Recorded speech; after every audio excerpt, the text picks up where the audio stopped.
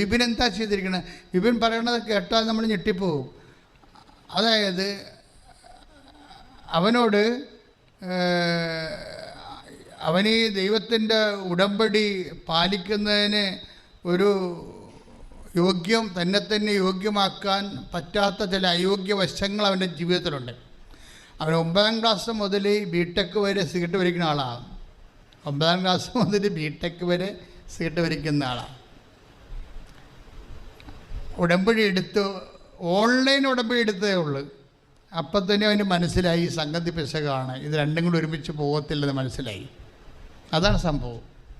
എൻ്റെ മുമ്പാകെ നിൽക്കണം, കുറ്റമറ്റവനായിരിക്കണം, അല്ലേ? അതുപോലെ തന്നെ അവൻ്റെ പരിപൂർണതയിലേക്ക് നമ്മൾ തുല്യ പങ്കാളിയെപ്പോലെ യോഗ്യത പ്രാപിച്ചുകൊണ്ടിരിക്കണം. അപ്പോൾ അവനെന്ത് ചെയ്ത് ഏകപക്ഷീയമായിട്ട് ഒരു തീരുമാനമെടുത്തു, ഞാൻ എൻ്റെ സിഗരറ്റ് ഉപേക്ഷിക്കണമെന്ന്. അത് കൃപ നിറയാൻ പറ്റുന്ന വഴികളാണ് ഈ സംഭവം. പക്ഷേ എന്നാലും പഠിക്കാൻ പറ്റണില്ല പാവത്തിന്. കാര്യം അവൻ്റെ കോൺഫിഡൻസ് മുഴുവൻ കളയണത് ഈ അരിയറല്ല, ഈ ഇൻറ്റേർണലാണ്. എങ്ങനെ പഠിച്ച് ജയിച്ചാൽ ഇൻറ്റേർണൽ പോയത് കഴിഞ്ഞ് അസസ്മെൻറ്റ് വരുമ്പോൾ കുളമായി പോകത്തില്ല എങ്കിലും. എന്നിട്ട് ഇവൻ പരീക്ഷയ്ക്ക് 20 പരീക്ഷകൾ എഴുതാൻ തുടങ്ങി. പരീക്ഷ ഹോളിൽ കയറിയപ്പോൾ ഒന്നും മനസ്സിലാവണില്ല, ഒന്നും ഓർക്കണമില്ല. അപ്പം മാതാവിനോട് പറഞ്ഞു, മാതാവേ ഞാൻ പഠിച്ചിട്ട് വരാം, അടുത്ത പ്രാവശ്യം ഞാൻ എഴുതാമെന്ന് പറയും. പരീക്ഷ ഹോളിൽ കയറുന്നത് പറയും. അപ്പോൾ അവർ തമ്മിൽ അതിനുള്ളിൽ ഭയങ്കര ഇൻറ്റിമസി ആയിപ്പോയി. കാര്യം ഇവനെല്ലാം ഇങ്ങനെ ഉപേക്ഷിക്കുന്നുണ്ടല്ലോ. ഇവനിങ്ങനെ കർത്താവിൻ്റെ അവൻ പറയണ പോലെ എല്ലാം കൃത്യം ഒരു ചെറുപ്പക്കാരനാണ്, മിടുക്കനാണ്. അതായത് ഇതെല്ലാം ചെയ്യുന്നുണ്ടല്ലോ. അപ്പോൾ അമ്മ അവന് സിൻസിയറായിട്ട് മനസ്സിലാക്കിയിട്ട് അമ്മ അവനോട് പറയും, നീ എഴുതാതെ പോകരുതെന്ന് പറയും.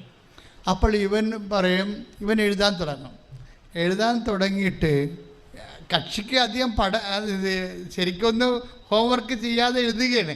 അതുകൊണ്ട് അവൻ പച്ചക്ക് അമ്മയോട് പറയും, അമ്മ ഞാൻ നിർത്തുകയാണ്, ഞാൻ അടുത്ത പ്രാവശ്യം വന്ന് മര്യാദക്ക് പഠിച്ചിട്ട് വന്ന് എഴുതുക, ഇപ്പം എൻ്റെ തലയിൽ ഒന്നുമില്ല, ഇങ്ങനെ എഴുതിയിട്ട് കാര്യമില്ല, ദൈവത്തെ എന്തിനാ പരീക്ഷിക്കണമെന്ന് പറയുമ്പോൾ അമ്മ അവനോട് പറയും, നീ എഴുതാൻ പറയും. ഇതാണ് കൃപയുടെ ഹൃദയസ്പന്ദനം എന്ന് പറയണത്. ആ പരീക്ഷ കൊണ്ട് എൻ്റെ ഉള്ളിൽ നിന്ന് അവൻ പറഞ്ഞു കൊടുക്കും, നീ എഴുതാതെ പോകരുതെന്ന് പറയും. അമ്മ അവനെ ഇരുത്തിക്കൊണ്ട് ആ ദിവസങ്ങളിലെല്ലാം 20 പരീക്ഷ എഴുതിക്കും. 20 പരീക്ഷ എഴുതിക്കുമ്പോൾ ഇതിനെക്കുറിച്ച് പറയുന്ന ഒരു കമൻ്റ് ഉണ്ട്. ഞാൻ എഴുതി അവസാനം ഞാൻ പറഞ്ഞു, അതായത് ഞാനിങ്ങനെ എഴുതുമ്പോൾ ഇത് എവിടെ നിന്നാണ് ആരാണ് പറഞ്ഞു തരണമെന്ന് എനിക്കൊരു ഓർമ്മയില്ല. എനിക്കിങ്ങനെ ഉത്തരം ഡിക്റ്റേറ്റ് ചെയ്തുകൊണ്ടിരിക്കുകയാണ് എൻ്റെ ഉള്ളിൽ നിന്ന്. മനസ്സിലായോ? കൃപ വന്ന് നിറയുകയും എൻ്റെ ഉള്ളിൽ നിന്ന് എനിക്ക് അമ്മയെല്ലാം പറഞ്ഞു തരികയും ചെയ്യുകയാണ്. എന്നിട്ട് ഇതെല്ലാം എഴുതി കഴിയുമ്പോൾ, ഈ 20 പരീക്ഷ എഴുതി കഴിയുമ്പോൾ, അരിയറെല്ലാം എഴുതി കഴിയുമ്പോൾ ഇവൻ കോൺഫിഡൻ്റ് ആകുമ്പോൾ അവൻ ജയിച്ച പോലെയാവും. പക്ഷെ റിസൾട്ട് വരുമ്പോൾ അതുപോലെ തന്നെ ഇടിപെട്ട് റിസൾട്ട് എല്ലാ പേപ്പർ ക്ലിയർ ചെയ്യും. അതായത് അതൊക്കെ ഒരാളിൽ ലൈഫ് ചേഞ്ച് ചെയ്യുന്ന രീതി കണ്ടില്ലേ? ഇത് മെറിറ്റൊന്നും ഇല്ല അവന്, ശരിക്കും പറഞ്ഞാൽ യോഗ്യതയില്ല. ഇവിടെ എന്താ ഉള്ളത്? ഗ്രേസ് ഉണ്ട്. മനസ്സിലായി? ഞാൻ എപ്പോഴും പറഞ്ഞത് ഉടമ്പടി വർക്ക് ചെയ്യണത് Ephesians 2:8 not by merit but by grace. എന്നുവെച്ചാൽ മെറിറ്റ് വേണ്ടേ എന്നല്ല പ്രശ്നം. മെറിറ്റ് എന്ന് പറയുന്നത് എന്താണ്? നിങ്ങളുടെ സിൻസിയർ ഹാർഡ് വർക്കാണ് നിങ്ങളുടെ മെറിറ്റ്. മനസ്സിലായ? നിങ്ങളുടെ സിൻസിയർ ഹാർഡ് വർക്ക്, സത്യസന്ധമായ കഠിനാധ്വാനം ഉണ്ടെങ്കിലും ചില സമയത്ത് മെറിറ്റ് ഡാമേജായി പോകാം. അങ്ങനെ വന്നാൽ ഉടമ്പടി നിങ്ങളെ താങ്ങി നിർത്തും. കാരണം എന്താണ്? ഉടമ്പടി നമുക്ക് ലഭിക്കുന്നത് എന്താണ്? ഗ്രേസാണ്. ദൈവവചന ഗ്രേസാണ് കിട്ടുന്നത്. അതല്ല, ഇവൻ ഇതുകൊണ്ട് കൂട്ടുകാരത്ത് പറഞ്ഞു കൊടുത്ത് 32 അരിയറുണ്ടായിരുന്ന ആൾക്കാരെ കൊണ്ട് അവൻ എഴുതിച്ചിട്ടുണ്ട്. ഇതേ സ്പിരിറ്റിൽ കൺവേ ചെയ്ത് നിങ്ങൾ വിചാരിക്കണത് ഈ ഒരു വ്യക്തി ഓൾ ഓൺ എ സഡൻ അമ്മയുമായിട്ട് കണക്ട് ചെയ്തൊരു വ്യക്തിയാണ്. ഒരു കൃപാസന പത്രം കൊണ്ട് ഈസ് നോട്ട് എ ക്രിസ്ത്യൻ. അതറിയുമ്പോഴാണ് പ്രശ്നം പറയണത്. അയാൾ ഒരു ക്രിസ്ത്യൻ അല്ല, ഐ മീൻ ദ ബാപ്റ്റിസ്റ്റ് അല്ല അയാൾ. പക്ഷെ എന്തുകൊണ്ടാണ് ഈ ഒരു വ്യക്തിയിൽ ദൈവ തിരുസന്നിധിയിൽ വിശുദ്ധനായി ജീവിക്കാൻ വേണ്ടി ആര് തീരുമാനിച്ചാലും അതിനു വേണ്ടി ബുദ്ധിപൂർവമായിട്ട് ഇൻവെസ്റ്റ് ചെയ്യാൻ തീരുമാനിച്ചാൽ ദൈവം എബ്രഹാത്തിനോടെന്ന പോലെ അവനോട് പങ്കുചേർന്ന് അവനോട് കൂട്ടുകൂടും. പന്നയിലെ മരിയൻ ഉടമ്പടി ആയതുകൊണ്ട് അമ്മ ഇങ്ങനെ സഞ്ചാരി മാതാവാണ്. എന്താ പ്രശ്നം? ഉടമ്പടിയുടെ ഒരു ഘട്ടമല്ലേ, ഒരു കഷ്ണമല്ലേ അത്? എന്താണ്? നീ പോകുന്നിടത്തെല്ലാം നിൻ്റെ കൂടെ ഞാൻ വരൂ. അപ്പോൾ ഒരു സിംഗിൾ ഈവൻറ്റിനല്ല നമ്മൾ ഉടമ്പടി ചെയ്യണത്. വചനം എന്താ പറഞ്ഞിരിക്കണത്? ഏറ്റു പറഞ്ഞ്, നീ പോകുന്നിടത്തെല്ലാം നിന്നോടൊപ്പം ഞാൻ വരും. അപ്പം നമ്മളൊരു സിംഗിൾ, അത് ജോഷുവ 1:9 അവസാനത്തെ വചനമാണ്. ജോഷുവ 1:9 ഒന്നിന് പറഞ്ഞ്, നിങ്ങൾ പോകുന്നിടത്തെല്ലാം. അപ്പോൾ ഒരു സ്ഥലമല്ലല്ലോ, ഇല്ലേ? അതായത് ഉടമ്പടിയുടെ ഏറ്റവും വലിയൊരു ഗുണമെന്ന് പറയുന്നത്, നമ്മൾ ഏതെല്ലാം മേഖലകളിലേക്ക് ചേഞ്ച് ചെയ്യുന്നു അവിടെയെല്ലാം ദൈവത്തിൻ്റെ സാന്നിധ്യം ഉടമ്പടി ഉറപ്പുവരുത്തുന്നുണ്ട്. എല്ലാ വിഷയങ്ങൾക്കും നിങ്ങൾ എന്തെല്ലാം മൂവ്മെൻറ്റ് നടത്തുന്നു അതെല്ലാം ദൈവം ഗ്യാരണ്ടി ചെയ്യും. രക്ഷിത പ്രവർത്തനത്തിൻ്റെ ഒരു സാക്ഷ്യം കൂടി പറഞ്ഞിട്ട് നമ്മൾ രോഗസൗഖ്യ പ്രാർത്ഥനയ്ക്ക് പ്രവേശിക്കുകയാണ്. ഷീജ ജോയി പൊട്ടയിൽ നിന്നൊരു സഹോദരി സാക്ഷ്യം പറഞ്ഞായിരുന്നു. ഈ ഉടമ്പടി, എനിക്ക് പറയാനുള്ള, ഉടമ്പടി കാലത്ത് ദൈവം നമ്മളോട് ഇൻട്രാക്ട് ചെയ്യുന്ന കാലമല്ലേ. നിങ്ങൾ ഉഴപ്പിയത് കൊണ്ട്, വിശുദ്ധി ഇല്ലാതെ ജീവിക്കണതുകൊണ്ടാണ് ചില സമയത്ത് ദൈവത്തെ നിങ്ങളോട് അടുക്കാൻ പറ്റാതെ വരുന്നത്. പക്ഷേ ഉടമ്പടിയോട് പോലെ സിമ്പിളായിട്ട് ദൈവത്തിന് ഇടപെടാൻ പറ്റിയ ഒരു പ്രാർത്ഥനാ രൂപമില്ല. അത്രയും സിമ്പിളാണിത്. അപ്പം അല്പമൊന്നും നമ്മളൊന്ന് ശ്രദ്ധിച്ചാൽ മതി. ഇപ്പം ഷീജ ഉടമ്പടി എടുത്തപ്പോൾ തന്നെ അമ്മ ഒരു സ്വപ്നം കാണിച്ച്, അത് ഈ ആഴ്ചത്തെ സാക്ഷ്യമാണ്. സ്വപ്നം കാണിച്ചതെന്ന് വെച്ചാൽ, ഞാനിവിടുന്ന് പഴം കൊടുത്തുകൊണ്ടിരിക്കുന്നു, നേർച്ചപ്പഴം കൊടുത്തുകൊണ്ടിരിക്കുക. ആൾക്കാരെ ഒരു പഴം അവൾക്ക് കൊടുത്തു. അപ്പോൾ ആ പഴം കൊടുത്തപ്പോൾ ഉടനെ അത് ഷീജ ബാക്കിലേക്ക് പാസ് ചെയ്ത്, കിട്ടാത്തവർക്ക് പാസ് ചെയ്ത്. അപ്പോൾ അവൾ നോക്കുമ്പോൾ പുറകിലോട്ട് പാസ് തിരിഞ്ഞ് നോക്കുമ്പോൾ കൈ 2 പഴം ഇരിക്കണം. അപ്പോൾ ഉടനെ അതും കിട്ടാത്തവർക്ക് ഇങ്ങനെ പാസ് ചെയ്ത്, അപ്പം തിരിഞ്ഞ് നോക്കുമ്പോൾ കൈ 2 പടലപ്പഴം ഇരിക്കണ്ടേ. എന്താ സംഭവിച്ചു കഴിഞ്ഞാൽ ഇവർക്ക് ആമവാദമാണ്. ഞാൻ സാക്ഷി ഇട്ടിട്ടുണ്ട്, നോക്കണേ. ആമവാദമാകുമ്പോൾ കൈ പൊക്കാൻ പറ്റത്തില്ല. ഒരു കൈ ഇങ്ങനെ തളർന്ന് കിടക്കുകയാണ് വാദം പിടിച്ച്. എന്നിട്ട് ഇവർ ഹസ്ബൻഡിൻ്റെ കൂടെയാണ് ഇവിടെ വരണത്. പക്ഷെ ഒരു പ്രാവശ്യം ഹസ്ബൻഡ് ആ സമയത്ത് ലീവ് കിട്ടിയില്ല, അതുകൊണ്ട് ഒറ്റക്ക് വന്ന്. അതങ്ങനെ പോകാൻ പറ്റില്ല. ഒരു കൈ ഇങ്ങനെ നടക്കുമ്പോൾ ഒരു കൈ കൊണ്ട് ബസ്സിൽ പിടിച്ച് വരണ്ടേ. ഓരോ മനുഷ്യരുടെ ഇൻവെസ്റ്റ്മെൻറ്റ് കണ്ടില്ലേ? അതാണ് നമ്മൾ ശ്രദ്ധിക്കേണ്ടത്.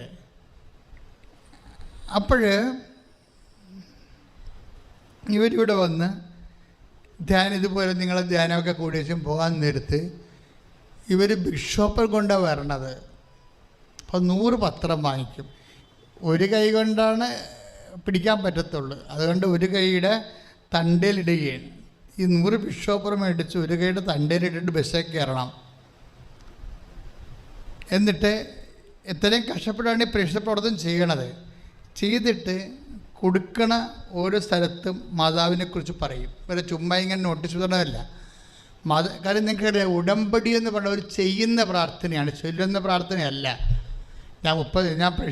ഞാൻ പ്രത്യക്ഷീകരണ പ്രാർത്ഥന 100 പ്രാവശ്യം ചൊല്ലി, പ്രത്യക്ഷീകരണ പ്രാർത്ഥന എഴുതി എന്നൊക്കെ പറഞ്ഞിട്ട് വരിക. അതൊക്കെ വെറുതെ വിട്ടിത്തരാം. അതൊന്നും ഇതിൻ്റെ അതില്ലാത്ത, അച്ഛൻ പറയാത്ത കാര്യങ്ങളൊന്നും നിങ്ങൾ കൂട്ടിച്ചേർക്കരുതേ. ഇത് തന്നെ വളരെ ശ്രദ്ധപൂർവം ദൈവം തരാത്ത ഒരു പ്രചോദനങ്ങളും, അത് ദൈവികമായ പഠനങ്ങൾ, സഭയുടെ പഠനങ്ങളെല്ലാം വെച്ച് നോക്കിയിട്ട് എഡിറ്റ് ചെയ്തിട്ടാണ് ഞാൻ അത് പാസ് ചെയ്യണത്. അപ്പം നിങ്ങൾ എപ്പോഴും ശ്രദ്ധിക്കേണ്ട കാര്യം, ഈ വീട്ടിലിരുന്ന് ഇരുട്ടത്തിരുന്ന് വരെ എന്തെങ്കിലുമൊക്കെ കാണിച്ചു കൂട്ടിയിട്ട് ദൈവത്തെ പ്രസാദിപ്പിക്കുക എന്നുള്ള മിഥ്യാധാരണ ഒന്നും ഉണ്ടാക്കരുത്. ഉടമ്പടി മര്യാദക്ക് പുറത്തിറങ്ങി ചെയ്യണ ജോലിയാണ്, ചെയ്യണ പ്രാർത്ഥന. അവൻ പറയണ പോലെ ചെയ്യണ സംഭവം. അപ്പം അതുകൊണ്ട് തന്നെ ഇവരെന്താ ചെയ്യേണ്ടത്? ഇവരുടെ അവസ്ഥ കണ്ട, ഒരു കൈ അവർക്കില്ല, ഒരു കൈ വെച്ചുകൊണ്ടാണ് ഈ ബസ് കയറി വരണ പിടിച്ചോണ്ട്. അതിൻ്റെ ഒക്കെ 100 ബിഷോപ്പർ മേടിച്ച് പത്രം മേടിച്ചുകൊണ്ട് ഒരു ബിഷോപ്പറിട്ടുണ്ട് കൈത്തണ്ടയിട്ടുണ്ട്. അവന് കൈത്തണ്ടലിടാൻ പറ്റത്തുള്ളൂ. അവരാ പത്രം ഓരോ സ്ഥലത്ത് കൊണ്ടേ കൊടുക്കും. കൊടുത്തിട്ട് അവർ മാതാവിനെക്കുറിച്ച് സംസാരിക്കും. മനസ്സിലായല്ലേ? തിരിച്ചടുത്ത മാസം ഇവിടെ വരുമ്പോൾ ഞാൻ നിൽക്കുന്നുണ്ടാവും ഇവിടെ. അപ്പോൾ പറയാൻ വെച്ചാൽ എൻ്റെ കൈ ഇങ്ങനെ തളർന്നിരിക്കുകയാണെന്ന് പറയും. ഒരു കൈ ആമവാദമാണെന്ന് പറഞ്ഞു. അപ്പം എനിക്കിവർ നടത്തിയ കാര്യങ്ങളെക്കുറിച്ചൊന്നും അറിയത്തില്ല. കുറേ ആൾക്കാരിങ്ങനെ ലൈൻ നിൽക്കുമ്പോൾ ഞാൻ പ്രാർത്ഥിക്കുന്ന കാര്യത്തിൽ ശ്രദ്ധിക്കത്തുള്ളൂ. എപ്പോഴും അങ്ങനെയാണ്. എന്നെ സംബന്ധിച്ചിടത്തോളം ദൈവം മഹത്വപ്പെടണം. അമ്മയുടെ പ്രത്യക്ഷീകരണത്തിന് അടയാളം ഉണ്ടാകണം.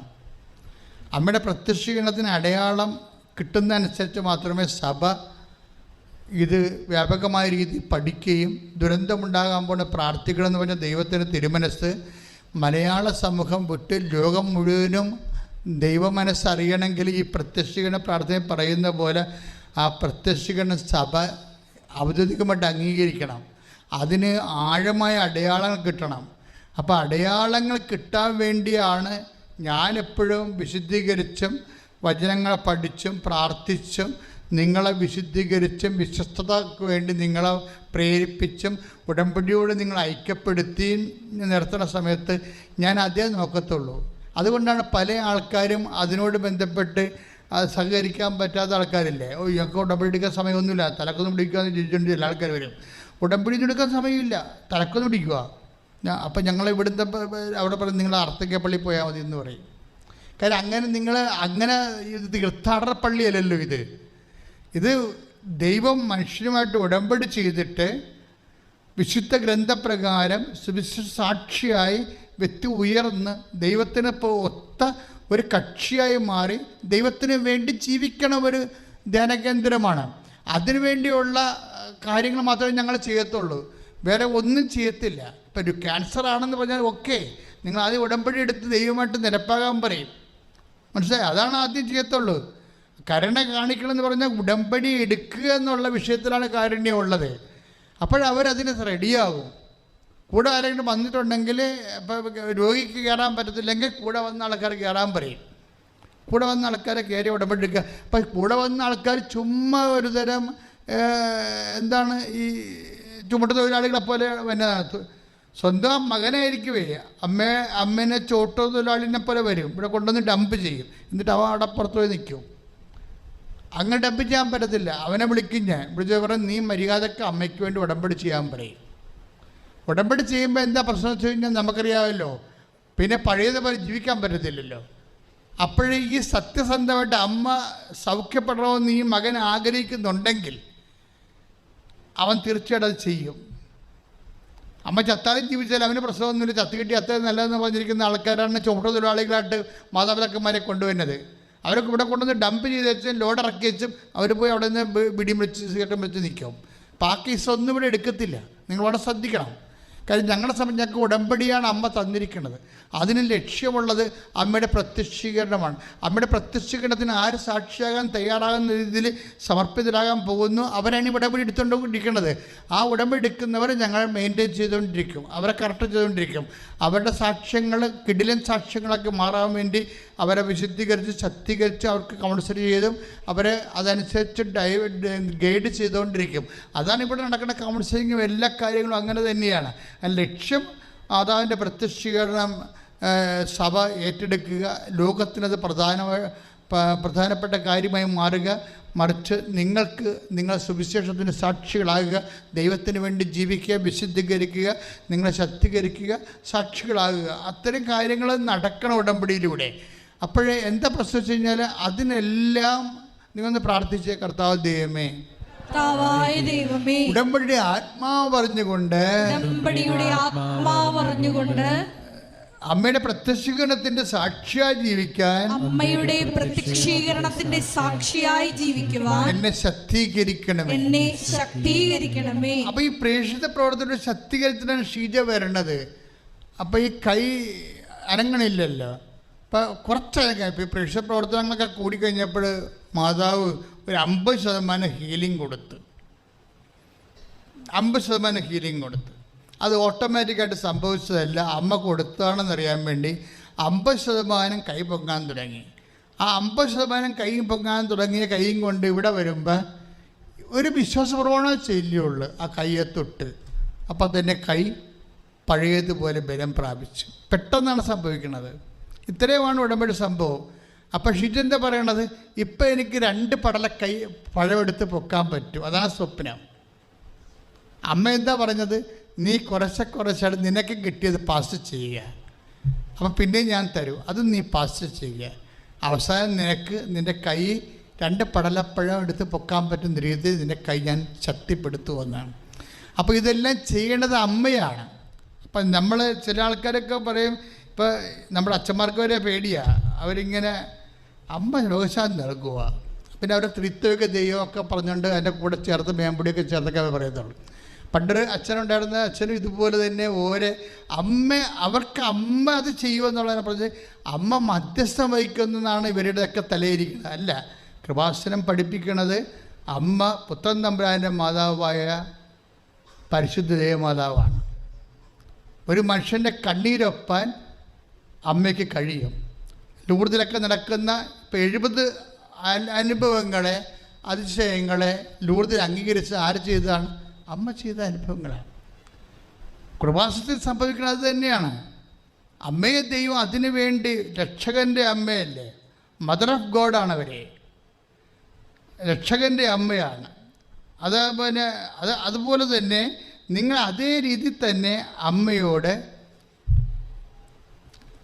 സുവിശേഷ വിഹിതമായി ജീവിക്കാൻ വേണ്ടി ദൈവത്തോട് നിങ്ങൾ പരിശുദ്ധ അമ്മ വഴി മാധ്യസ്ഥം വഹിക്കണം. അപ്പോൾ നിങ്ങളെ ദൈവം ശക്തിപ്പെടുത്തും. ആ ശക്തിപ്പെടുന്ന അനുസരിച്ച് കൊണ്ട് നിങ്ങൾക്ക് അമ്മയുടെ മാധ്യശക്തി നിങ്ങൾക്ക് വ്യക്തിപരമായിട്ട് അനുഭവവേദ്യമാകും. അതുകൊണ്ട് എപ്പോഴും നമ്മൾ ചെയ്യേണ്ട കാര്യം ചൊല്ലുക എന്നതിനേക്കാൾ ഉപരി ചെയ്യാൻ നോക്കണം. അമ്മ സുഖപ്പെടുത്തി എന്ന് പറഞ്ഞാൽ എന്താ? നിങ്ങൾക്ക് എന്താ? നിങ്ങളുടെ കൈയും കാലും തന്നു പോവുക.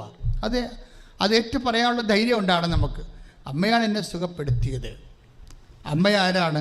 രക്ഷകൻ്റെ അമ്മയാണ്, പിതാവ് ദൈവത്തിൻ്റെ മകളാണ്, പുത്രൻ തമ്പുരാൻ്റെ മാതാവാണ്, പരിശുദ്ധാത്മാവിൻ്റെ പ്രിയ വധുവാണ്, രക്ഷകര സംഭവത്തിൽ ത്രിത്വൈക ദൈവത്തിൻ്റെ മനുഷ്യ പങ്കാളിയാണ്. ഇവരാരാണെന്ന് വിചാരിക്കണത്? അതുകൊണ്ട് അവരുടെ മധ്യസ്ഥതയിലാണ് ഈ ഉടമ്പടി ചെയ്യണത്. അതുകൊണ്ടാണ് നമ്മൾ അവൻ പറയണ പോലെ ചെയ്യാൻ അമ്മ പറഞ്ഞത് കൊണ്ടാണ് നമ്മൾ അവൻ പറയണ പോലെ ചെയ്യണത്. അപ്പം മരിയൻ സുവിശേഷമാണ് നമ്മൾ നടപ്പിൽ വരുത്തുന്നത്, സാക്ഷിയാകണത്. അതുകൊണ്ട് തന്നെ ലോകത്തിലെ ഈശോനെ സ്വീകരിച്ചത് അമ്മയാണ്, വയറ്റിലിട്ട് വളർത്തിയത് അമ്മയാണ്, പെറ്റ് ലോകത്തെ വളർത്തിക്കൊടുത്തതും അമ്മയാണ്, സഭയുടെ കൂടെ ഉണ്ടായിരുന്നത് അമ്മയാണ്, സഭ സ്ഥാപിച്ചപ്പോഴും സഭ വളർത്തിയപ്പോഴും അപ്പോസ്തലന്മാരെ പറഞ്ഞു വിട്ടതും ലോകത്തെ സുവിശേഷവൽക്കരിച്ചതും അമ്മയാണ്, മുഴുവനും അമ്മയാണ്. അപ്പം അതുകൊണ്ട് തന്നെയാണ് മദർ ഓഫ് ചർച്ച് എന്ന് അവരെ വിളിക്കുന്നത്, സഭയുടെ മാതാവ്. അത്രയും ആ ലുത്തീനിയ മുഴുവനും എന്തുമാത്രം ഭാഷകൾക്ക് മനസ്സിലാവും, മദർ ആരാണെന്നൊക്കെ മനസ്സിലാവും.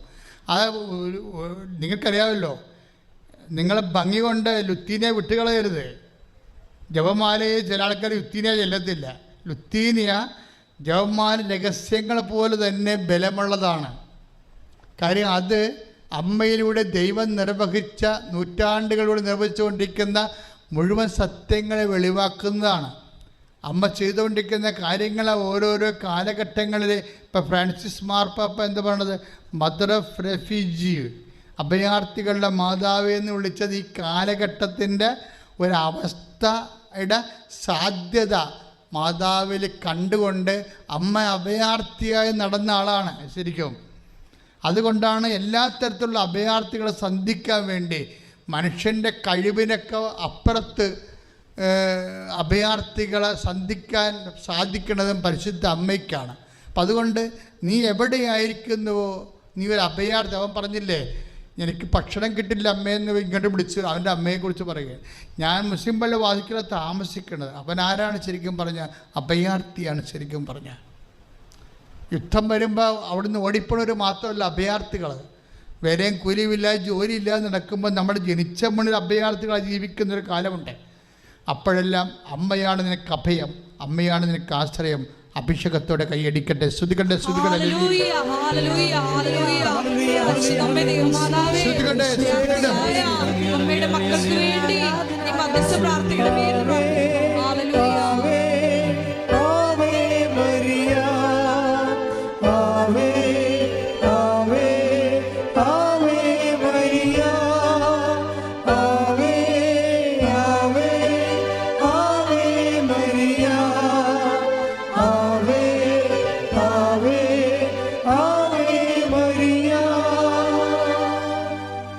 എന്താ ഒരു വിഷയം എന്ന് പറയണത്, യേശു ക്രിസ്തുവിന് ഈ കഞ്ഞിക്കപ്പ, ജോലി, വീട്, വിവാഹം ഇങ്ങനെയുള്ള ജഡിക കാര്യങ്ങളിലേക്ക് അമിതമായ രീതിയിൽ വലിച്ചിഴക്കേണ്ട ഒരു കാര്യമില്ല.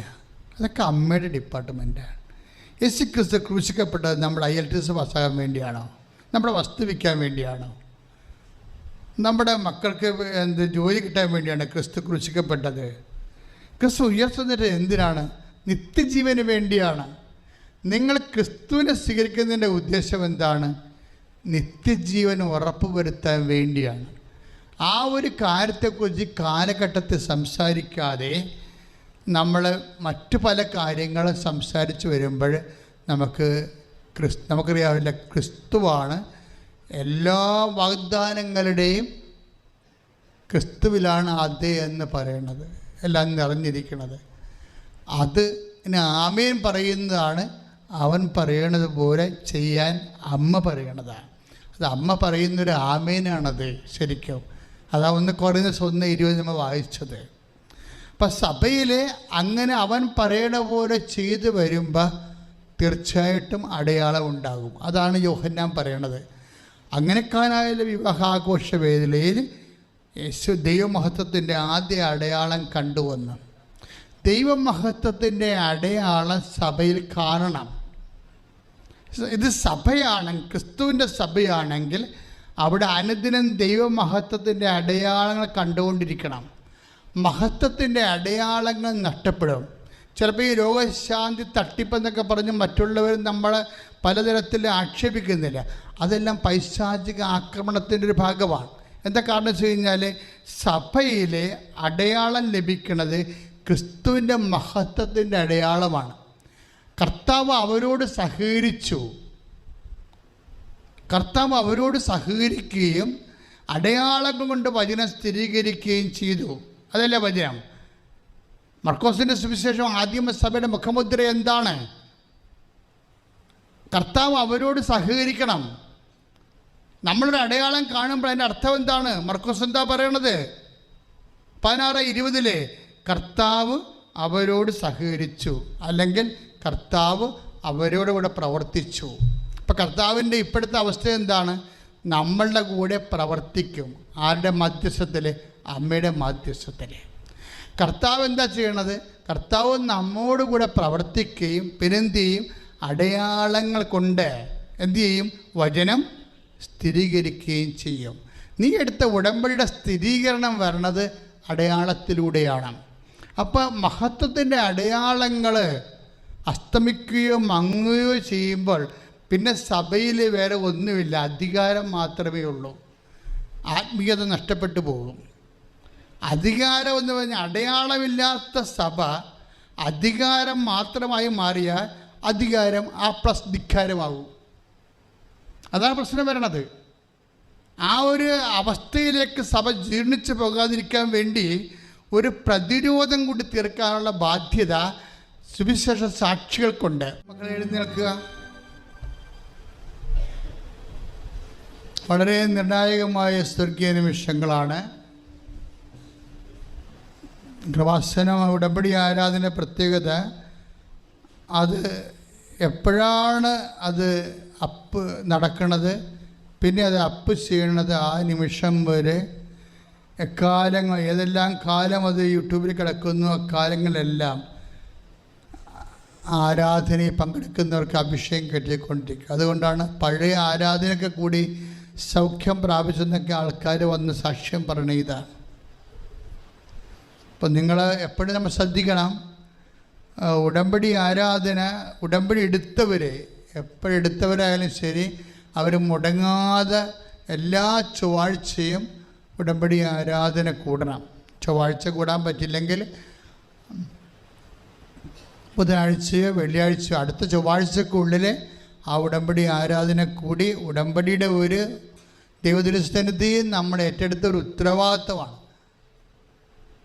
കർത്താവിൻ്റെ വചനം ഉടമ്പടി ധ്യാനം കൂടി ആരാധനയിൽ പങ്കെടുത്തുകൊണ്ട് അഭിഷേകം പ്രാപിക്കാവുന്നുള്ളതും, വചനം അറിയാൻ വേണ്ടി, വചനം ലോകത്തിന് കൊടുക്കാൻ വേണ്ടി വചനം അറിയണതും, അപ്ഡേഷൻ നടക്കണതെല്ലാം, അതിൻ്റെ അഭിഷേകം നടക്കുന്നതെല്ലാം ഉടമ്പടി ആരാധനയിലാണ്. ഒരിക്കലും ഉടമ്പടി ആരാധന നിങ്ങൾ വിട്ടുപോവുകയോ കൂടാതിരിക്കുകയോ ചെയ്യരുത്.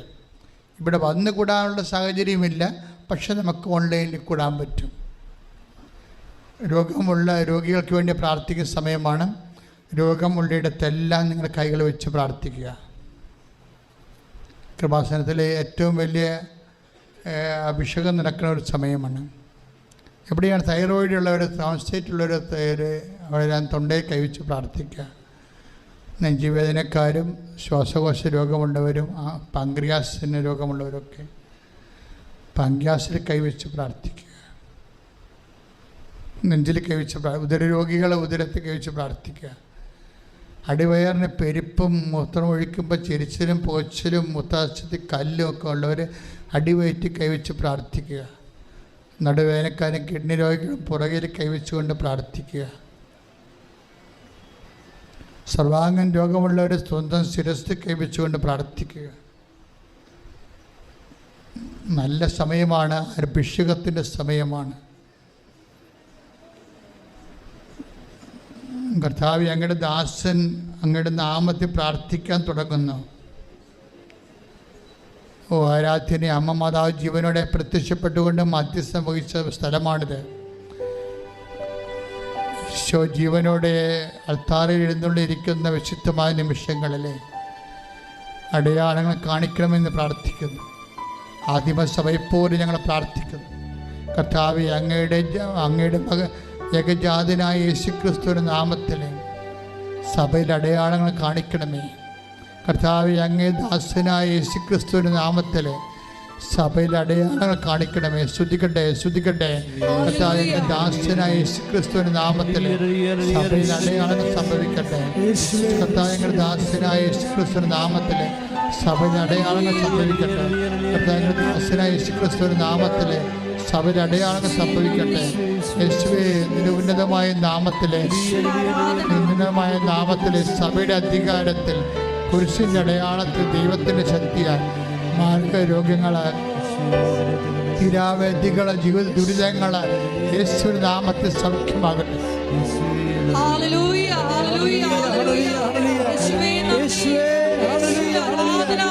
എല്ലാ രോഗികളെയും സമർപ്പിച്ച് പ്രാർത്ഥിക്കുന്നു. എല്ലാ മക്കൾക്കും ശക്തി നിറച്ച് സൗഖ്യം പ്രദാനം ചെയ്യണമെന്ന് പ്രാർത്ഥിക്കുന്നു.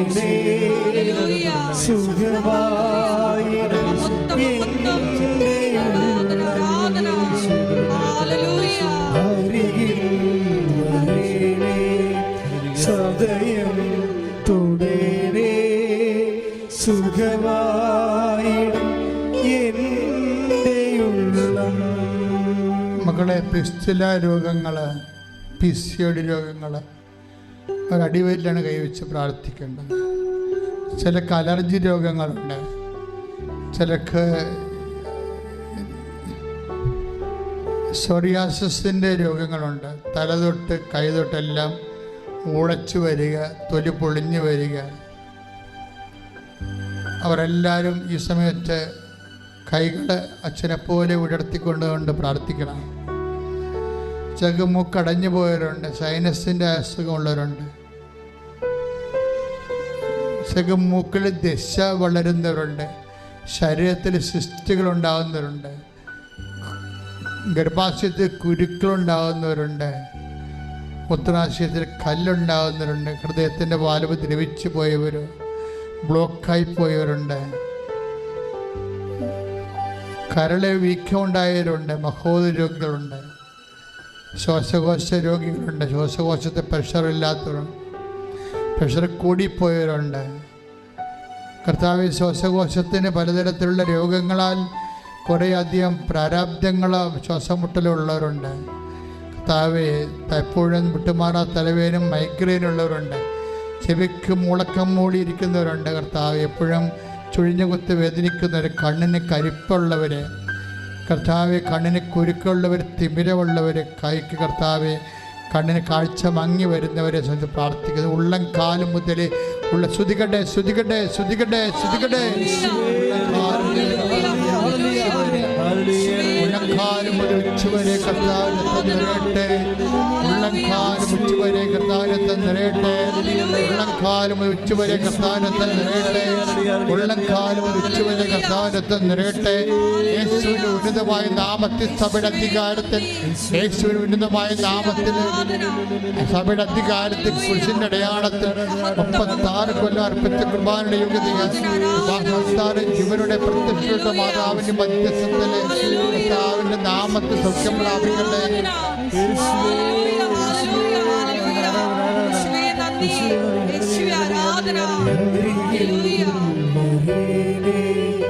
സദയം തുടരെ സുഖമായിടും എൻ്റെ ഉള്ളം,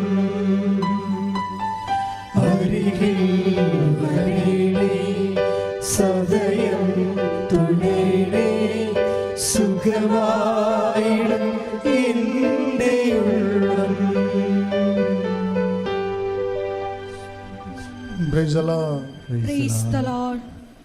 കർത്താവിൻ്റെ സന്നിധിയിലാണ് ആയിരിക്കുന്നതെന്നുള്ള ആഴമായ ബോധ്യം ഉണ്ടാവണേ. നാക്ക് വിണ്ടുപോയവർ, നാക്ക് കുറുനാക്ക് പോലെ വന്നവർ, നാക്ക് കൊണ്ട് തളർന്നു പോയവർ, അവരൊക്കെ കർത്താവ് സുഖപ്പെടുത്തുന്നു.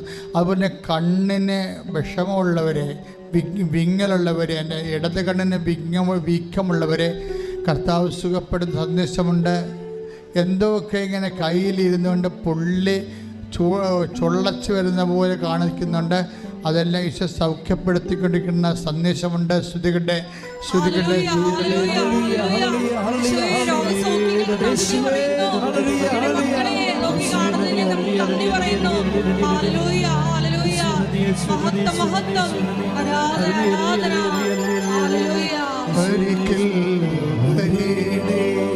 സദയം തുടരെ സുഖമായിടും എൻ്റെ ഉള്ളം,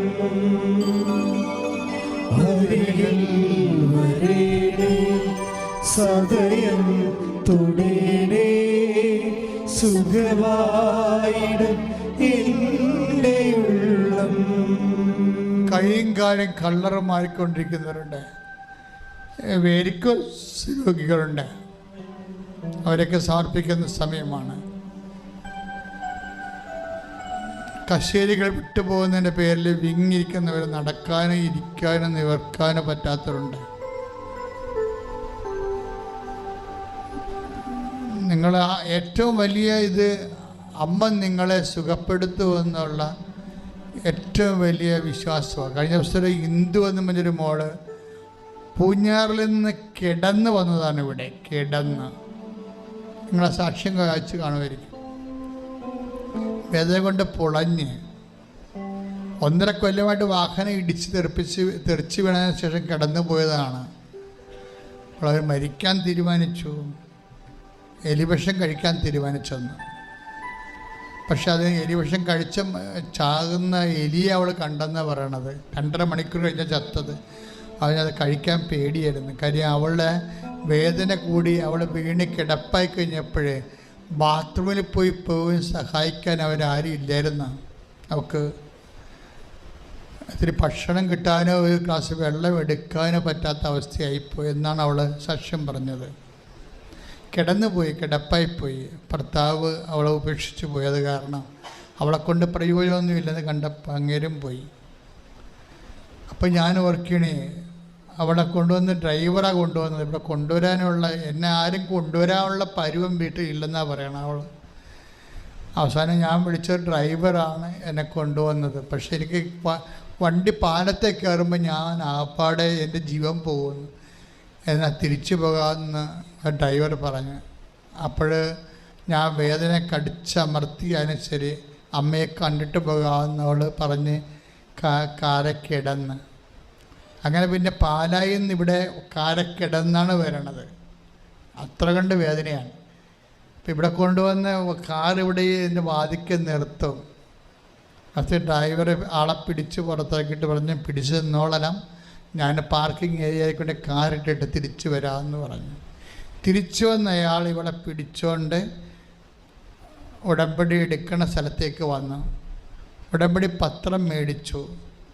പിന്നെ പതുക്കെ നടന്ന് അവിടെ പറയണത്, പിന്നെ ഞാൻ സ്റ്റെയർ കേസ് കയറി, പിന്നെ ഞാൻ 2ാമത്തെ നിലയിൽ പോയി, ഞാൻ കൗൺസിൽ എടുത്ത് ഞാൻ തിരിച്ചു വന്ന്. അപ്പോൾ എനിക്ക് കിട്ടി. ഞാൻ അമ്മയ്ക്ക് കുടയും പിടിച്ചുകൊണ്ട് വന്ന് ആദ്യമായിട്ടാണ് ഞാൻ 6 കിലോ ഭാരം എടുക്കണമെന്ന്.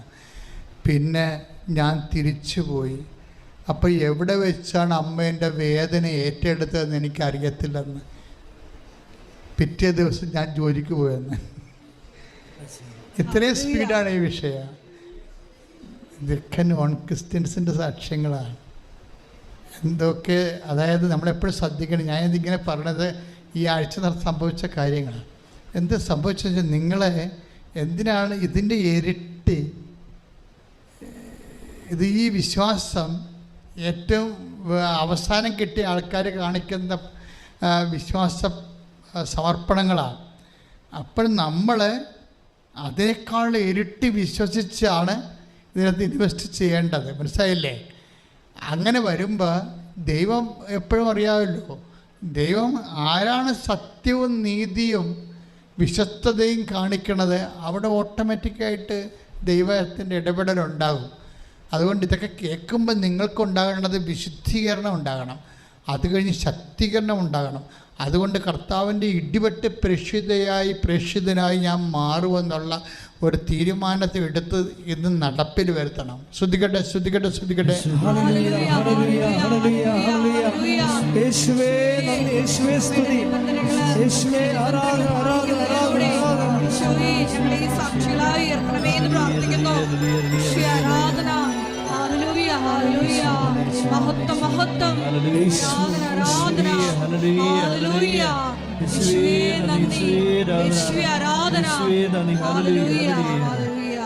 പരിശുദ്ധ പരമദിവ്യകാരുണ്യത്തിന് ആരാധനയും സ്തുതിയും മക്കൾ, ഈ വിഷയം ഞാൻ എന്തുകൊണ്ടാണ് ഇങ്ങനെയുള്ള വിഷയങ്ങളെക്കുറിച്ച് കൂടുതൽ സംസാരിക്കണമെന്നറിയാമോ? എനിക്ക് തോന്നുന്നത് ദൈവം എൻ്റെ തലയിൽ എഴുതി തന്നിരിക്കുന്ന അഭിഷേകം അതാണെന്ന് തോന്നണം. കാര്യം 7 മുതൽ പോലും ഞാൻ ജനങ്ങളുടെ കണ്ണീരിന് വേണ്ടിയാണ് എപ്പോഴും ദൈവദൃശ്യത്തിൽ നിന്നിട്ടുള്ളത്. അതായത് ഓരോ മനുഷ്യന്മാരനുഭവിക്കുന്ന വേദന, ജോലിയില്ലാത്തവർ,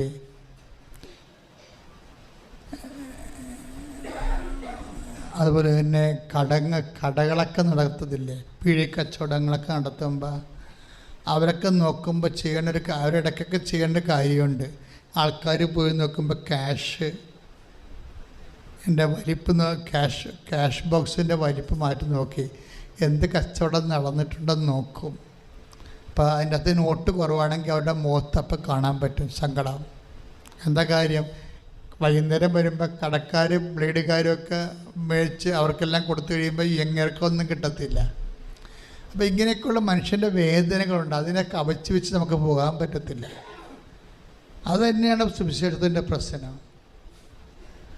അവന് ഉച്ചക്കും വൈകുന്നേരമൊക്കെ ഇങ്ങനെ ഈ ക്യാഷ് ബോക്സ് കട നടത്തുന്നവൻ ക്യാഷ് ബോക്സ് നോക്കിയിട്ട് അതിൻ്റെ അകത്തൊന്നും പൈസ കുറവാണെങ്കിൽ അവൻ ചോദിക്കണം വൈകുന്നേരം ബ്ലേഡുകാരെ ഇങ്ങനെ വിടും, അത് കഴിഞ്ഞ് നാളെ കുഞ്ഞിനെങ്ങനെ പള്ളിക്കൂടത്തിൽ പോകാനുള്ളത് ഉടുപ്പ് മേടിക്കുമോ എന്നൊക്കെ ചിന്തിക്കുന്നവരുടെ വേദനയില്ലേ, അതിനെയാണ് അമ്മ ഉടമ്പടിയാക്കി മാറ്റിയിരിക്കുന്നത്. അമ്മ എന്നിട്ട് എന്താ പറഞ്ഞത്? ഇത് മെറിറ്റിൽ വർക്ക് ചെയ്യത്തില്ല, ഗ്രേസിൽ വർക്ക് ചെയ്യും. അപ്പം എൻ്റെ മക്കൾ ഗ്രേസ് വർദ്ധിപ്പിക്കാൻ നോക്കണം. അതിനാണ് ഞങ്ങളെ പ്രേക്ഷിത പ്രവർത്തനമൊക്കെ തന്നിരിക്കുന്നത്. അത് ബുദ്ധിപൂർവ്വം ബോധപൂർവം ചെയ്ത് കഴിയുമ്പോൾ ദൈവം അതിലിടപെടും.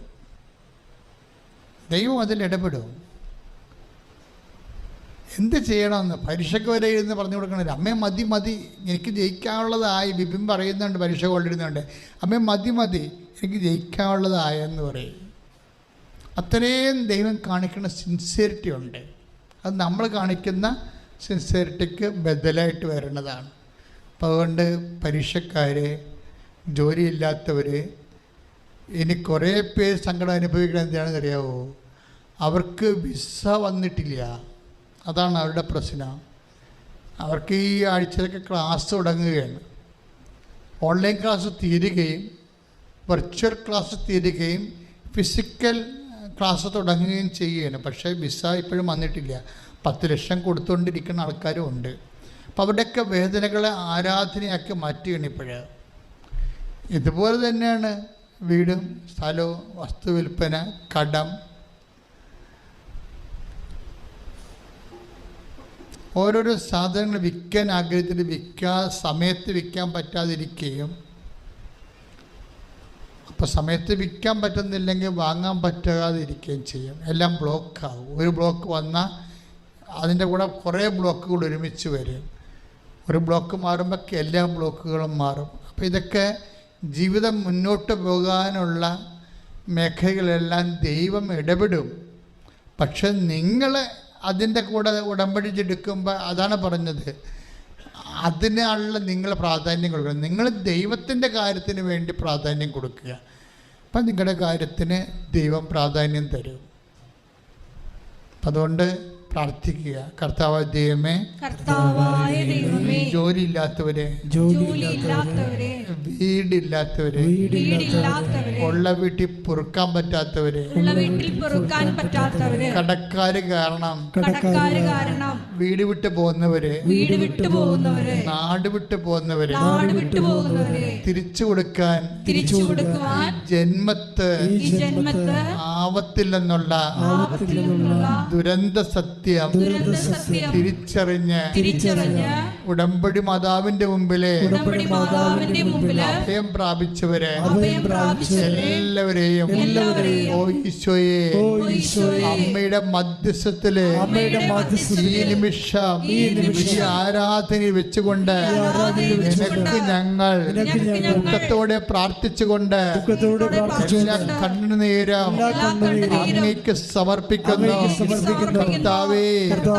കർത്താവേ, കുടുംബ വിഷയങ്ങളിലെ വേദനപ്പെടുന്നവരെ, അവിശ്വസ്തത കാണിക്കുന്നവരെ, കുടുംബ കോടതിയില് കേസിലിരിക്കുന്നവരെ, ഡൈവേഴ്സിന്റെ വക്കിലെത്തിയവരെ, ഡൈവേഴ്സ് ആയിപ്പോയവരെ, ഒറ്റക്ക് ജീവിക്കുന്നവരെ,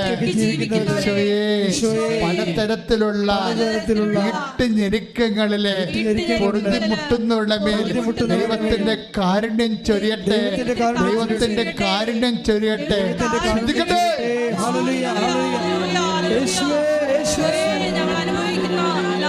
വിഷയങ്ങളുടെ മേൽ കരുണയായിരിക്കണമേ എന്ന് പ്രാർത്ഥിക്കുന്നു.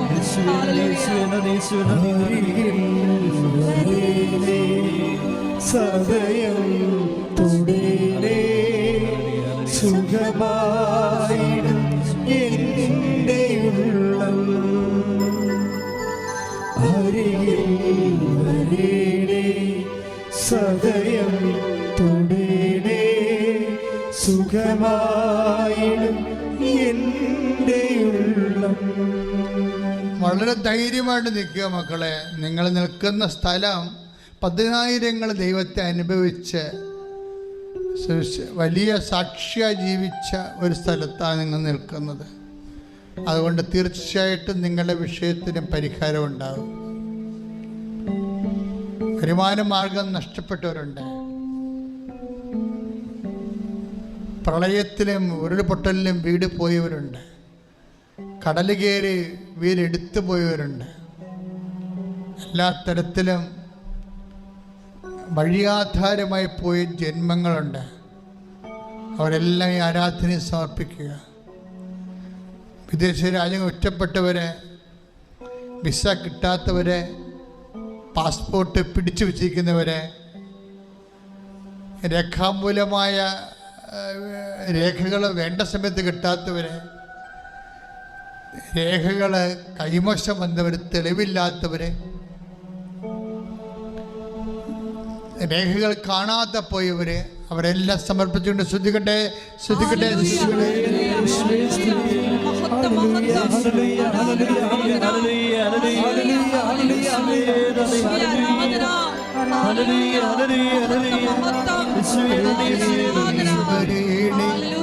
സദയം തൊടേണേ സുഖമായിടും എൻ്റെ ഉള്ളം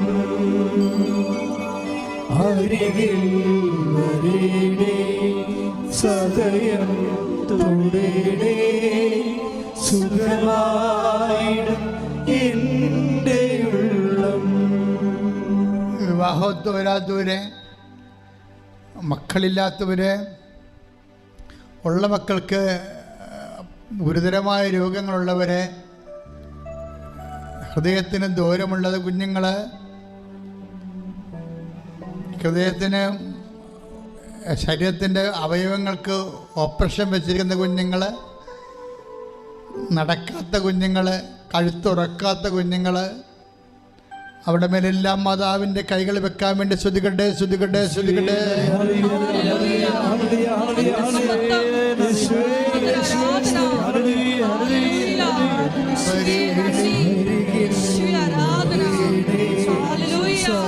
കുഞ്ഞുമക്കളെ പ്രത്യേകമായി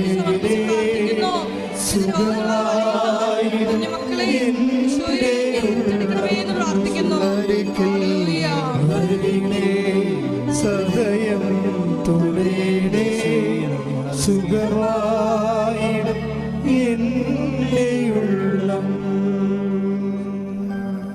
കടങ്ങളിൽ കേസിലകപ്പെട്ടിരിക്കുന്നവരെ, മക്കളില്ലാത്തവരെ, വർഷങ്ങളായിട്ട് മക്കളില്ലാത്തവരെ, പ്രിയപ്പെട്ടവരെ, മരിച്ചു പോയതിൻ്റെ വേദന ഇരിക്കുന്നവരെ, ഭർത്താവോ ജീവിത പങ്കാളിയോ മക്കളോ അമ്മയോ ഒക്കെ നഷ്ടപ്പെട്ടു പോയവരെ, അതിൻ്റെ വേദനയ്ക്ക് ശമനമില്ലാതെ ഉള്ളിൽ പെന്തനീർ നെരിപ്പോട് പോലെ നടക്കുന്നവരുടെ മേൽ ഓരോരോ കാര്യങ്ങൾക്ക് വ്യത്യസ്തമായ വേദന അനുഭവിച്ചുകൊണ്ടിരിക്കുന്നവരുടെ മേൽ ദൈവത്തിൻ്റെ കരുണ ചൊരിയട്ടെ, ദൈവത്തിൻ്റെ ശക്തി ഒഴുകട്ടെ, പരിശുദ്ധം അവർക്ക് വേണ്ടി മധ്യസ്ഥം വഹിക്കട്ടെ, ദൈവത്തിൻ്റെ ശക്തി ശ്രുതിക്കട്ടെ ശ്രുതിക്കട്ടെ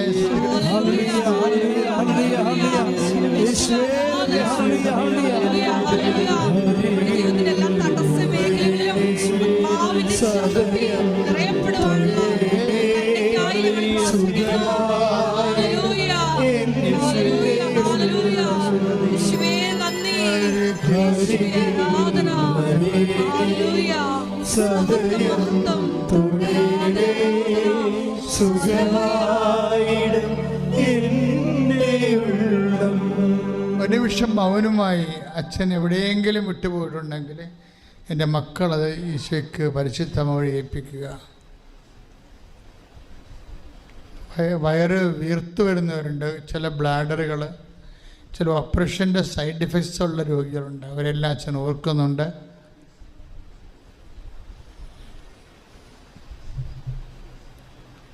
ഏതെങ്കിലും വിഷയം അച്ഛൻ വിട്ടുപോയിട്ടുണ്ടെങ്കിൽ ഇപ്പം പറയാനുള്ള സമയമാണ്. പരിശുദ്ധ അമ്മ വഴി ആരാധനയ്ക്ക് സമർപ്പിക്കണമെന്ന് പറഞ്ഞാൽ മാത്രം മതി. സമാപനാശീർവാദം കൈകൾ കൂപ്പി കണ്ണുകളടച്ച് ശിരസ് നമിച്ച് സ്വീകരിക്കാം.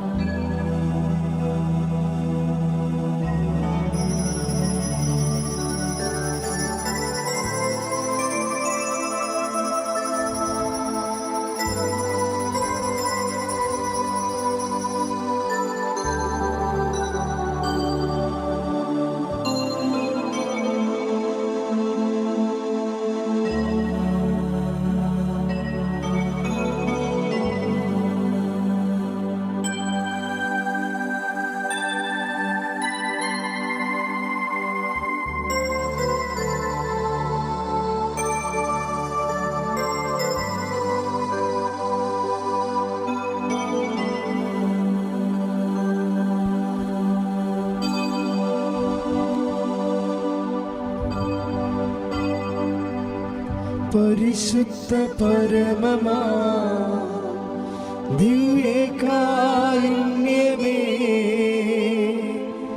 എന്നുമെന്നും അങ്ങേയ്ക്കാരാധന.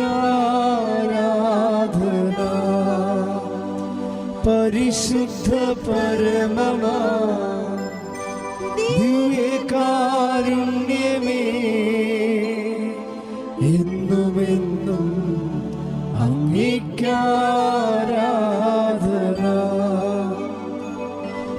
വിശുദ്ധ പരമമാ ദിവ്യകാരുണ്യമേ എന്നുമെന്നും അങ്ങേയ്ക്കാരാധന.